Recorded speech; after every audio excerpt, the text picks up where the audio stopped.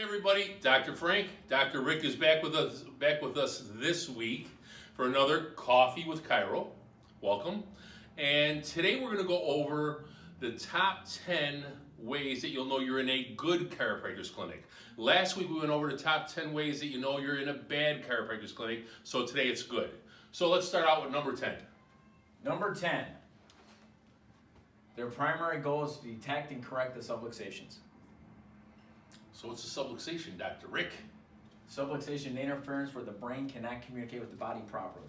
So you've all heard of the mind-body connection, right? That connection is our nervous system. The nervous system is the master system. More important than the hormone system, more important than the circulatory system, more important than your lymphatic system. The nervous system controls and coordinates everything, every organ, tissue, and cell in your body. Well, we want that nervous system to function freely, carrying information from your brain to your body and from your body back to your brain. If it's doing that, you have what's called homeostasis, balance. Your body's working great. Subluxations are bones out of alignment that interfere with nerve flow. And how do you feel when you have a subluxation? You feel nothing. Yeah, trick question. Most often you don't feel anything. Just like you feel when you have blocked arteries in your heart. You feel fine until it's been there long enough and you get a heart attack. Well, subluxation, same way. You can have a subluxation for years, feel fine. But slowly your health is deteriorating. What do? We correct that. We fix those. Let's move on. Can I sip while we're going here? You go right ahead. Number 9. What is it, Jameson's? No, I'm kidding. Just kidding. They x-ray. Who's they? That'd be us. Yeah. Well, if we're looking for subluxations, we better be able to see them. We don't like to guess. And we've had way too many experiences in the past 40 years where we said, boy, I'm glad I took those x-rays. Because you can see things on an x-ray that you can never imagine being able to see without. You can't. You can't look through a body. We don't have that kind of thing going. So we have to x-ray it so we can see it. And we look at it. Then what do we do once we x-ray them? What do we do that's special? We don't just put up an x-ray and We analyze them. How does that mean? We do spinography. We actually draw lines and determine where you are and where you should be so you have a better understanding of what's going on. So back in the old days, we used to draw lines on x-rays. But today we have computer digitization. So we can actually work on the computer and analyze the curves and the alignment and the spaces and how much room that nerve has to get through and look for the subluxations. Number 8. They perform diagnostic testing. That would be a diagnostic test, and that's what we do. We do a whole bunch of things. We do an exam, we do surface EMG, infrared thermography, heart rate variability. These are tests that give us an insight to the nervous system. So rather than like the old days going, yeah, you got a pinched nerve, and the patient say, how do you know? And you go, I don't know. Now we know. We can actually measure it. Number 7. They base your progress on your health status and function, not merely your symptoms.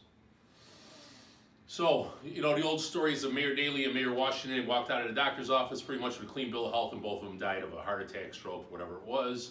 I don't mean to minimize it, okay? But we can't base it on how we feel or just on the fact that a blood test is fine. And at the same time, we can't base your progress that way. A lot of times you walk in a chiropractor's office, he'll give you an adjustment, you go, hey, they do the dance, right? I feel better. You show me the dance? No way, huh? And I feel better. But you know what? Just because you feel better doesn't mean you are better. Just like we can slap a patch of nitroglycerin on your chest and your heart pain goes away, your chest pain goes away. Are you fine? You should like nod with the camera. You know, so we want to do more than that. We want to do more than just relieve pain. We want to fix the underlying problem. And how do we do that? Which is a great segue to the next slide. Number 6. They re-examine or re-x-ray. So the test that we do to say something's wrong, sort of like going to the doctor, he takes your blood pressure, says your blood pressure is high. Well, at some point he repeats that. Well, it's the same thing here. We'll repeat the x-rays if necessary. We'll repeat the nerve test to look at the progress. Okay, that kind of thing. By the way, good job there. Thank you. Is that my patient? I have no idea. Oh, we'll go with it. They concern themselves with lifestyle changes. Lifestyle changes. Warrior pose, right? So more than just go to the chiropractor and get a back crack and see you later, be a crack junkie. We want to align the spine, and we want to talk about different lifestyle changes, things you should do, ways to exercise, eat better, have a better mental attitude, because your body requires all those things if you really want to be a holistic doctor. Number 4. They talk to you about how chiropractic can impact the devastating effects of stress. How do we do that one? If you like that one, I I know. Well, we can look at the heart rate variability and see how Yeah. that's progressing. Yeah. And what does an adjustment itself do? Adjustment itself actually reduces the stress response, reduces cortisol, norepinephrine. Boom! So when I do that, I scare you guys. When I do that, you get a stress response, right? Your heart starts to race a little bit. You release cortisol, epinephrine, norepinephrine. Well, you don't have to have a boo, okay? You know, just the world today. You know, everything going on is stressful. And we see that. People are more stressed. I had more hair 2 months ago. Things like that. You know, so we know that when we adjust the spine, those stress hormones start to decrease. Does that mean get adjustment once in a while? No, but regular chiropractic care, you're going to deal with stress a lot better than if you don't have regular chiropractic care. Boom. Number 3, they are more concerned about your health than your insurance. Well, that happened today. We had a new patient today who kept talking about, well, but I owe you money. And I said, talk to the girls. We don't care. Okay? What we care about is getting people better. The money comes. It's called fair exchange. Okay? But, you know, if you really can't afford it, if you truly can't afford it, talk to us. We'll still take care of you. Number 2, And they make educating their patients a priority. sort of obvious, right? And we hold workshops too. Wednesday nights, 7 o'clock, call ahead.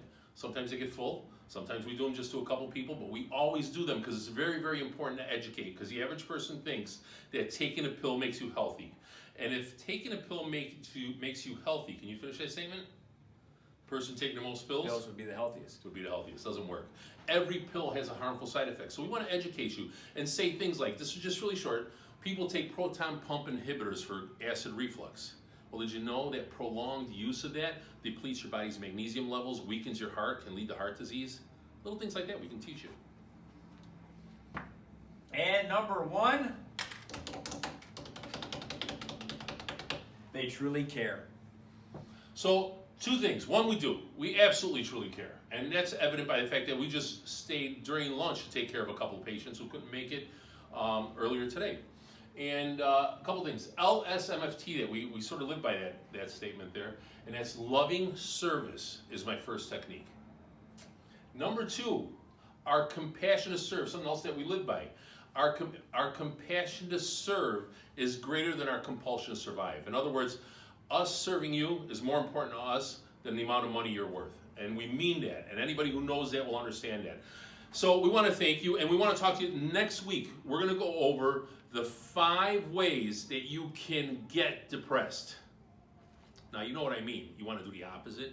But we're going to go over the 5 ways that you can quickly get depressed and probably stay depressed if you don't make some changes. So we look forward to you next week. From Dr. Rick, that will be over there. From myself, Dr. Frank, and Dr. Emily behind the camera. Have a fantastic week.